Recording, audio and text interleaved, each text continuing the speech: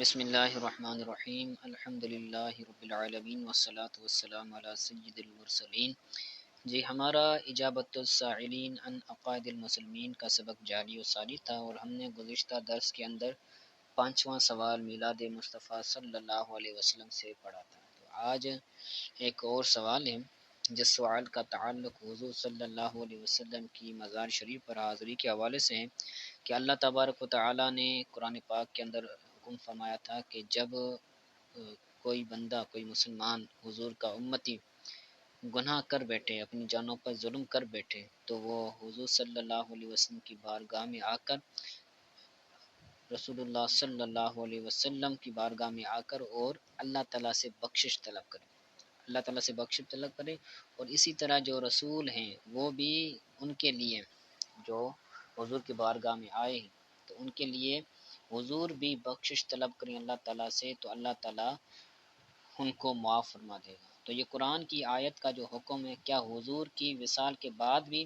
یہ حکم برقرار ہے کہ اگر حضور کی وصال کے بعد کوئی بندہ گناہ کر بیٹھے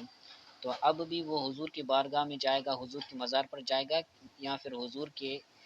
ظاہری انتقال کے بعد، وفات کے بعد یہ آیت کا حکم منسوخ ہو گیا؟ ٹھیک ہے، تو آج کے بارے میں یہ سوال، اس کے بعد اس کا جواب بھی پڑھتے ہیں، تو ملاحظہ کیجیے۔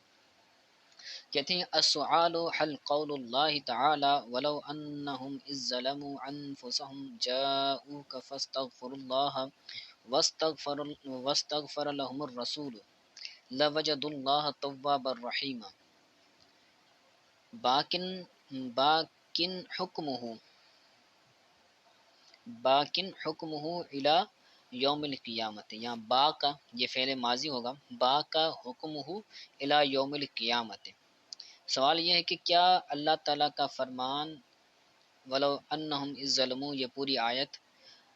اپنے حکم پر قیامت کے دن تک باقی ہے؟ آیت کا ترجمہ کیا ہے؟ آیت کا ترجمہ یہ ہے کہ اگر وہ لوگ، ولو انہم، اور اگر وہ بے شک، جب ظلم کر بیٹھے، انفسم، اپنی جانوں پر، یہاں پر ظلم سے مراد ہے گناہ کر بیٹھنا، ٹھیک ہے، جب وہ اپنی جانوں پر ظلم کر بیٹھے تو جاؤک، اے محبوب، وہ آپ کی بارگاہ میں آئے، آپ کے پاس آئیں، آپ کی بارگاہ میں حاضر ہو کر کیا کریں؟ فاستغفر اللہ، حضور کی بارگاہ میں آ کر اللہ سے بخشش طلب کریں، واستغفر لهم الرسول، اور رسول بھی یعنی حضور صلی اللہ علیہ وسلم بھی ان کے لیے اللہ تعالیٰ سے بخشش طلب کرے، اور حضور یعنی حضور دعا کرے کہ یا اللہ ان کو بخش دیں، تو لوجد اللہ تواب الرحیمہ، تو ضرور، لام یہاں پر تاکید کا ہے، تو ضرور اللہ تعالیٰ کو، تو ضرور وہ اللہ تعالیٰ کو تواب یعنی توبہ قبول کرنے والا اور رحم فرمانے والا پائیں گے، تو وہ ضرور اللہ تعالیٰ کو پائیں گے، توبہ قبول کرنے والا اور رحم کرنے والا۔ تو یہ آیت ایک اللہ تعالیٰ کا فرمان ہے، تو اللہ تعالیٰ کا یہ فرمان اپنے حکم پر قیامت کے دن تک باقی ہے۔ سوال یہ ہے کیا اللہ تعالیٰ کا یہ قول اپنے حکم پر، اللہ تعالیٰ کا یہ قول، اللہ تعالیٰ کے اس قول کا حکم سے مراد اس قول کا حکم، کہ کیا اس قول کا، اس فرمان کا جو حکم ہے وہ قیامت تک باقی ہے، او انہ انتہا، یا پھر یہ اس کا حکم ختم ہو گیا، بے انتقال النبی صلی اللہ علیہ وسلم من الحیات الدنیا، حضور کا دنیاوی حیات سے ظاہری انتقال فرمانے سے اس آیت کا حکم ختم ہو گیا، یا یہ حکم قیامت تک باقی ہے؟ ٹھیک ہے، تو اس کا جواب یہ ہے کہ یہ حکم، اس کا حکم قیامت تک باقی ہے، کیونکہ اس آیت کے اندر مطلقاً حکم ہے کہ جب ظلم کر چکو تو حضور کی بارگاہ میں آؤ، اس میں کوئی قید نہیں ہے کہ جب حضور حیات ہوں، حضور زندہ ہوں تو حضور کی بارگاہ میں آؤ، بلکہ مطلق رکھا گیا، جب حضور وفات پا جائیں تو حضور کی مزار شریف پر آؤ، حضور کی گنبد خضرا کے پاس آؤ، تو اللہ تعالیٰ تمہاری بخشش مغفرت فرمائے گا۔ ٹھیک ہے، تو اسی کا بیان کرتے ہیں کہ لا شک ان حکم حاضل آیت باکن الی یوم القیامت، کہ اس میں کوئی شک نہیں ہے کہ اس آیت کا حکم قیامت کے دن تک باقی ہیں۔ اس بات میں کوئی شک نہیں کہ اس آیت کا حکم قیامت کے دن تک باقی ہے۔ وکیف لا، اور کیسے نہیں ہو سکتا، کیف لا کا مطلب ہے حکم باقی کیسے نہیں ہو سکتا۔ والنبی اکبر وسیلۃ الخلق الی اللہ تعالی فی الدارین، حالانکہ نبی حضور صلی اللہ علیہ وسلم اللہ تک پہنچانے میں، دارین میں یعنی دنیا و آخرت میں، نبی اللہ تعالیٰ تک پہنچانے کا وسیلہ ہے، یعنی خلق کو اللہ تعالیٰ تک پہنچانے کا وسیلہ ہے۔ یعنی ایک وسیلہ ہوتا ہے نا کہ جس کے ذریعے بندہ کسی تک پہنچتا ہے، تو اللہ کی معرفت، اللہ کی بارگاہ میں حاضر ہونا اور اللہ تعالیٰ کا قرب حاصل کرنا، یہ ڈائریکٹ نہیں ہو سکتا، حضور کے وسیلے سے ہو سکتا ہے۔ تو نبی جو ہے وہ خلق کا وسیلہ ہے، خلق کا بڑا وسیلہ ہے اللہ تعالیٰ تک پہنچانے کا، دارین میں، دونوں جہاں میں، دنیا و آخرت میں۔ لِأَنَّهُ رَحْمَةٌ مَحْضَةٌ عَلَىٰ، کیونکہ حضور صلی اللہ علیہ وسلم رحمت ہے، محض رحمت ہے۔ عَلَىٰ أَنَّ الْآيَةَ مُطْلَقَةٌ، کیونکہ آیت جو ہے وہ مطلق ہے۔ لَيْسَ لَهَا مُقَيِّدٌ نَصِّيٌّ، اس آیت کے لیے کوئی نص، اس آیت کو مقید کرنے والی کوئی نص نہیں، ولا عقلی، نہ ہی کوئی عقلی نص مقید موجود ہے۔ لیس لہا مقید نصی ولا عقلی، اس آیت کے لیے نہ مطلق نصی ہے نہ مطلق عقلی ہے، یعنی کوئی ایسی نصی دلیل نہیں، نص کہتے ہیں قرآن و حدیث کی کوئی آیت کوئی حدیث کو، تو قرآن و حدیث کے اندر کوئی ایسی نص وارد نہیں ہے کہ جس سے اس آیت کا حکم کیا ہو جائے، مقید ہو جائے حضور کی حیات کے ساتھ، اور نہ ہی عقلی کوئی دلیل موجود ہے کہ جس دلیل کو ہم دلیل بنا کر اس کو مقید کر دیں۔ ٹھیک ہے، تو آیت مطلق ہے۔ فلیس هناک ما یقید معناہ بحیات النبی صلی اللہ علیہ وسلم الدنیویت، تو یہاں پر کوئی ایسا معنی نہیں کہ جس کی وجہ سے ہم حضور صلی اللہ علیہ وسلم کی حیات دنیاوی کے ساتھ اس کو مقید کریں۔ لیس ہناک ما یقید، یہاں پر کوئی ایسی چیز نہیں، ایسی دلیل نہیں کہ جس کے ذریعے ہم اس آیت کی معنی کو، معنی ہا یعنی اس آیت کی معنی کو حضور کی حیات دنیاوی حیات کے ساتھ اس آیت کی معنی کو مقید کریں کہ جب حضور حیات تھے تو اب جاتے تھے اور بخشش طلب کرتے تھے، اب حضور چونکہ وصال کر گئے تو اب نہ جاؤ، تو ایسا نہیں ہے۔ فَهِيَ بَاقِيَةٌ بِحُكْمِهَا إِلَى يَوْمِ الْقِيَامَةِ، تو یہ اپنے حکم کے ساتھ قیامت کے دن تک باقی ہے۔ فَالْعِبْرَةُ بِالْقُرْآنِ دَائِمًا بِعُمُومِ اللَّفْظِ وَلَيْسَ بِخُصُوصِ السَّبَبِ، تو عبرت یعنی عبارت، قرآن کی جو عبارت ہے وہ اپنے عمومی لفظ کے ساتھ ہمیشہ کے لیے، بخصوص سبب، خصوصی سبب کی وجہ سے، ولیست بے خصوص سبب، تو یہ خصوصی سبب کے ساتھ نہیں ہے۔ قرآن کی عبارت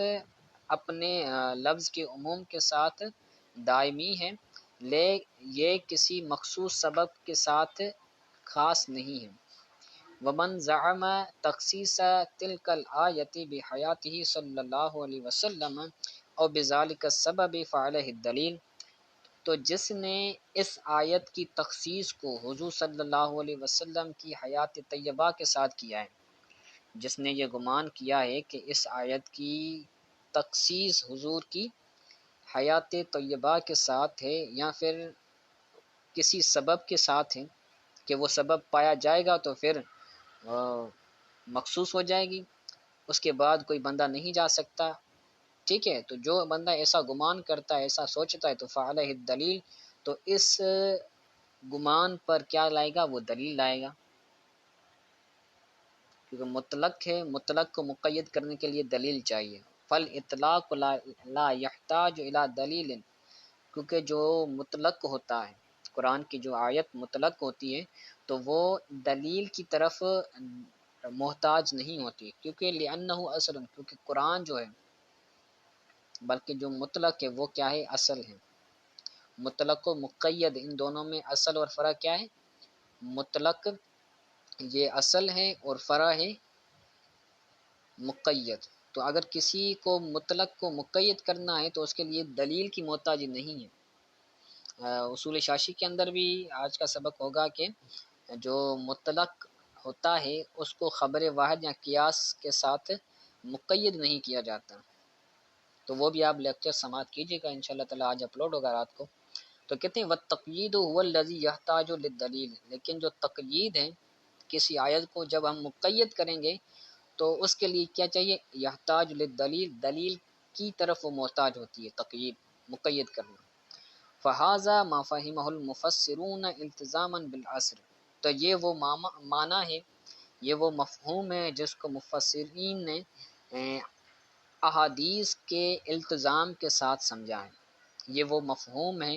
یہ وہ معنی ہے جس کو مفسرین نے احادیث کے ساتھ التزام کرتے ہوئے سمجھا ہے، یعنی احادیث سے اس کا مفہوم ملتا جلتا ہے۔ احادیث کے اندر آتا ہے کہ حضور صلی اللہ علیہ وسلم کی بارگاہ میں حضرت عمر کا ذکر ملتا ہے کہ جب بارش کی تنگی ہوئی تو حضرت عمر رضی اللہ تعالی عنہ حضور کی بارگاہ میں تشریف لائے، یعنی جب حضور کا وصال ہو چکا تھا تو مزار شریف پر تشریف لائے اور وہاں پر حضور کے وسیلے سے دعا کی تو بارش ہو گئی۔ تو حاشیے کے اندر دلائل اس کی موجود ہیں۔ ٹھیک ہے، آگے کہتے ہیں وقد استدل بتلک الآیت اغلب الفقہاء علی استحباب قبور زیارت قبور النبی صلی اللہ علیہ وسلم، اور اس آیت سے بتلک الآیت، اس آیت سے اکثر فقہاء نے، اغلب الفقہاء یعنی اکثر فقہاء نے حضور صلی اللہ علیہ وسلم کی مزار شریف کی زیارت کو زیارت کے استحباب پر دلیل کے طور پر پیش کیا ہے یا دلیل بنایا ہے۔ اکثر فقہاء نے اس آیت کے ذریعے حضور صلی اللہ علیہ وسلم کی مزار شریف کی زیارت کے استحباب پر اس کو دلیل بنایا ہے کہ اس آیت کے اندر حضور کی مزار شریف پر حاضری دینے کی مستحب ہونے کا ذکر ہے۔ ٹھیک ہے، تو مزار شریف حضور کی بارگاہ میں حاضر ہونے کا ثبوت قرآن مجید کی اس آیت سے ہوتا ہے۔ وقد ذکرہ الامام الغزالی ایضا فی الاحیاء، اور تحقیق امام غزالی نے اس کو اپنی کتاب احیاء العلوم میں ذکر فرمایا ہے کہ حضور کی زیارت کرنا، حضور کی مزار شریف کی زیارت کرنا یہ مستحب ہے، وہ اس آیت سے ثابت ہے۔ تو اس عائشہ کے تحت وہاں انہوں نے عبارت نقل کی ہوگی۔ آگے کہتے ہیں وَأَمِيرُ الْمُؤْمِنِينَ ابو جعفر المنصور سأل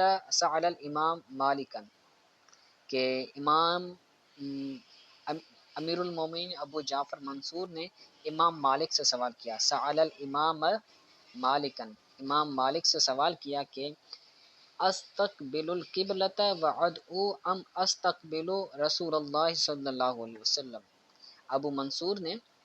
امام مالک سے سوال کیا کہ کیا میں قبلے کی طرف منہ کروں اور قبلہ رو ہو کر دعا کروں،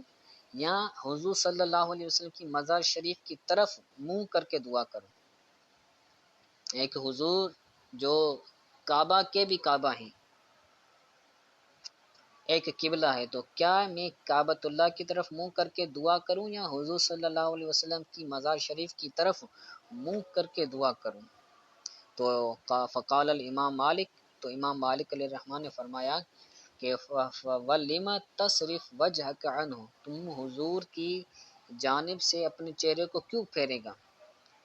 وَهُوَ وَسِيلَتُكَ وَوَسِيلَةُ أَبِيكَ آدم علیہ السلام، حالانکہ وہ حضور صلی اللہ علیہ وسلم تمہارا اور تمہارے